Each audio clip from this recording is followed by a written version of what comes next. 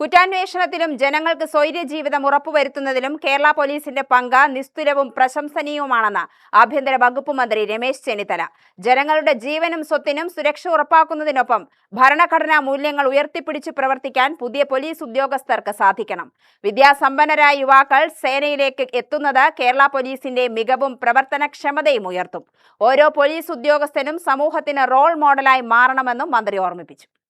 Muttikulangara KAP 2ാം battalion parade ഗ്രൗണ്ടിൽ passing out പരേഡിന് അഭിവാദ്യം സ്വീകരിച്ച് സംസാരിക്കുകയായിരുന്നു ആഭ്യന്തരമന്ത്രി രമേശ് ചെന്നിത്തല. പരിശീലന കാലയളവിൽ മികച്ച പ്രകടനം കാഴ്ചവെച്ചവർക്ക് പുരസ്കാരങ്ങളും മന്ത്രി വിതരണം ചെയ്തു.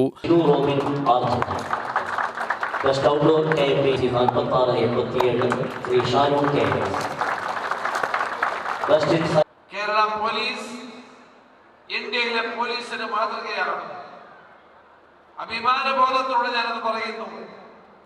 കേരള പോലീസ് ഇന്ത്യയിലെ ഏറ്റവും നല്ല പോലീസ് സേനയാണ് എന്നത് തർക്കമില്ലാത്ത കാര്യമാണ്. കുറ്റാന്വേഷണത്തിന്റെ കാര്യത്തിലും അതോടൊപ്പം തന്നെ ജനങ്ങൾക്ക് സ്വൈര്യ ജീവിതം ഉറപ്പുവരുത്തുന്ന കാര്യത്തിലുമെല്ലാം കേരള പോലീസ് ഉജ്ജ്വലമായ പ്രവർത്തനമാണ് കാഴ്ചവെക്കുന്നത്. ഓരോ പോലീസ് ഉദ്യോഗസ്ഥരും ഒരു റോൾ മോഡലായി മാറണം. അഭിവാദ്യങ്ങൾ നേർന്നുകൊണ്ട് കേരള ആംഡ് പോലീസ് 1ാം ബറ്റാലിയനിൽ നിന്നുള്ള 127ഉം കേരള ആംഡ് പോലീസ് 2ാം ബറ്റാലിയനിൽ നിന്നുള്ള 110ഉം ഇന്ത്യ റിസർവ് ബറ്റാലിയനിൽ നിന്നും പരിശീലനം ലഭിച്ച 110 റിക്രൂട്ട് പോലീസ് ഡ്രൈവർ സേനാംഗങ്ങളും ഉൾപ്പെടെ 347 റിക്രൂട്ട് പോലീസ് സേനാംഗങ്ങളാണ് പാസിംഗ് ഔട്ട് പരേഡിൽ പങ്കെടുത്തത്. പി വിനീത് നയിച്ച പരേഡിന്റെ second in commander Hashim Aliyar ആയിരുന്നു. KAP 1ാം ബറ്റാലിയനിൽ നിന്ന് മികച്ച ഇൻഡോറായി തെരഞ്ഞെടുക്കപ്പെട്ടത് KR അജിത്താണ്. മികച്ച ഔട്ട്ഡോർ കേഡറ്റായ RJ ഷിനു റോബിൻ തന്നെയാണ് മികച്ച ഓൾറൗണ്ടറും. മികച്ച ഷൂട്ടറായി തെരഞ്ഞെടുക്കപ്പെട്ടത് PS വിഷ്ണുവാണ്. KAP 2ാം ബറ്റാലിയനിൽ നിന്ന് മികച്ച ഇൻഡോറായി തെരഞ്ഞെടുക്കപ്പെട്ടത് ശ്രീഹരിയൻ ആനന്ദാണ്.